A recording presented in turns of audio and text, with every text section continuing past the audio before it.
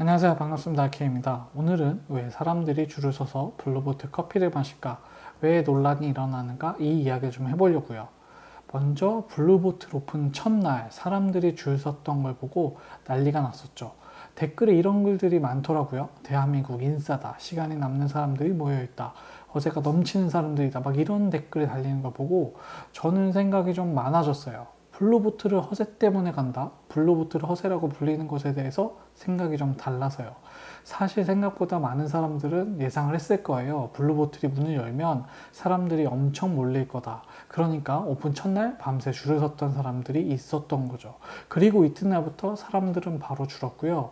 제 생각에는 앞으로 서서히 줄어갈 것 같아요. 근데 왜 사람들은 블루보틀 앞에 기꺼이 줄을 섰을까요? 저는 먼저 사람들이 유명한 집에 줄을 서는 걸 놀이로 즐기고 있다고 생각해요. 기억이 날 만큼 줄을 섰던 사례는 백종원의 골목 식당에서 공개되었던 돈가스 집이었죠. 당시 유튜버들이 백종원의 골목 식당에 화제가 되는 집을 찾아가 영상을 통해 많은 이야기를 전했는데요.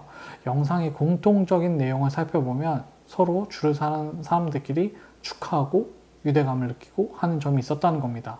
그러면 사람들이 이걸 왜 놀이로 즐기냐에 대해서 사람마다 의견이 다를 수 있겠죠. 저는 이렇게 생각해요. 이걸 주로 하는 2030에게 이것만큼 합리적이고 공정한 게임은 없기 때문이죠. 예를 들면 그 돈가스집 메뉴가 1만 원은 넘지 않아요. 한번 해볼만 하죠. 100만 원이 넘는 스마트폰이 아니잖아요. 심지어 놀이 규칙도 간단해요. 경쟁률의 룰은 누가 일찍 오느냐입니다. 반칙도 없고 일찍 와서 줄을 서면 이길 수 있습니다. 남녀노소 누구나 이 게임에 도전할 수 있고 심지어 이 게임의 승자는 미디어에서 주목도 받았어요. 사실 우리가 하는 많은 게임과 놀이는 나이와 경험과 돈이 중요할 수도 있습니다. 게임이나 놀이를 시작하면 실력의 차이와 레벨에 존재하고 잘하기 위해서는 시간도 많이 투자해야 돼요. 심지어 덩치가 좋은 편이면 몸으로 하는 놀이 스포츠 같은 게 유리하기도 하고요. 컴퓨터나 핸드폰, 오랫동안 게임을 했던 사람들은 새로운 게임이 나와도 게임의 이해도가 높아서 금방 잘하더라고요. 가장 오래된 게임이자 놀이인 바둑장기 체스는 정말 말할 필요도 없죠. 하지만 줄을 서는 놀이는 하루가 지나면 과거의 경험은 똑같이 리셋이 됩니다. 어제 거기서 이긴 사람이 다음날 꼭 승자가 될 수 있는 건 아니에요.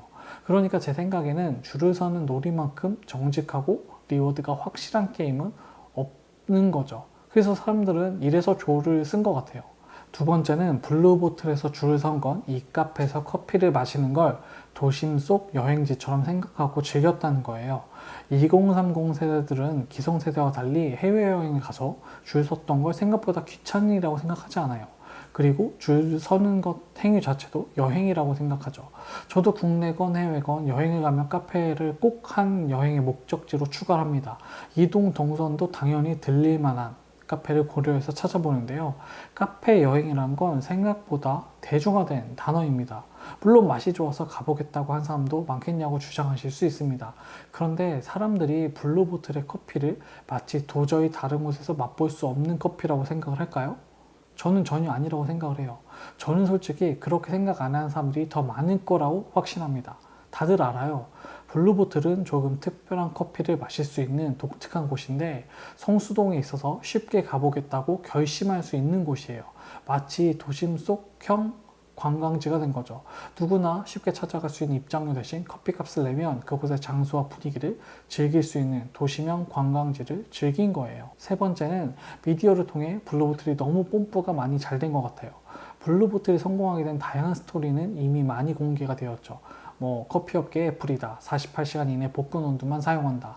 느리지만 제대로 커피 맛을 느끼게 해준다. 등등등 너무 많아요. 이미 온라인 SNS 채널에 이 컨텐츠 정보가 소비가 너무 많이 됐죠. 사람들에게 잘 퍼질 수 있는 요소들도 충분히 많았어요. 사람들은 이걸 검증하고 싶었을 거예요. 그러니까 줄을 서서 나도 검증해보고 싶다는 거죠. 저를 포함해서 커피는 누구나 평가하고 즐길 수 있는 진입이 아주 쉬운 취미니까요. 마지막으로 블루보틀의 커피는 한국 사람들에게 어필할 수 있는 요소를 가지고 있기 때문에 당분간 호평이 이어질 것으로 저는 생각해요. 저는 한국 사람들이 좋아하는 커피 맛의 특징은 세 가지라고 생각을 하는데요. 고소한 맛, 단맛, 신맛이라고 생각을 해요. 그 중에서 블루보틀은 고소한 맛을 강점으로 가지고 있다고 생각합니다. 제가 블루보틀에서 느꼈던 커피 맛은 고소한 부분이 많이 강조되어 있다고 생각이 들었어요. 고소한 맛이 강조된 로스팅 커피에 대해서는 의외로 호불호가 거의 없고요. 대부분 좋은 온도로 생각하는 경우가 많더라고요. 물론 이건 제 생각이긴 합니다. 그런 부분에서 당분간 이런 스타일의 원두가 유행하겠구나 라는 생각이 저는 들었습니다. 칼럼니스트라고 온라인에 써놓은 글과 말을 정말 많이 봤어요. 뭔가 여기에서 커피를 마시는 행동을 따봉을 받기 위해 줄을 섰다. 자랑거리가 없어서 자랑하려고 줄을 선다. 힙하려고 줄을 섰다 등등 이런 글을 써놨더라고요. 그런 분들은 어디 가서 저는 컬럼니스트 이런 건 안 썼으면 좋겠어요. 철학적으로 보이려고 단어 몇 개 적어놓고 컬럼니스트라고 자기를 소개하던데 누가 그분에게 컬럼니스트라고 정말 붙여줬는지 궁금하긴 합니다. 여러분들이 카페를 가서 구경을 하던 정말 혹은 자랑을 하건 여러분이 시간이 오래 걸릴 걸 알고 그 시간을 선택한 이상 누군가에게 그런 식의 비아냥을 들을 필요는 저는 없다고 생각해요. 좋아하는 사람들과 카페를 가서 시간을 보내시면 돼요. 좋아하는 사람과 간다면 오래 걸리는 게 뭐가 문제인가요? 커피 대신 다른 음료를 즐겨도 상관없어요. 사랑하는 사람과 시간을 보내는데 누구도 여러분의 블루보틀에 가서 줄을 서는 걸 비아냥 될 수 없다고 생각합니다.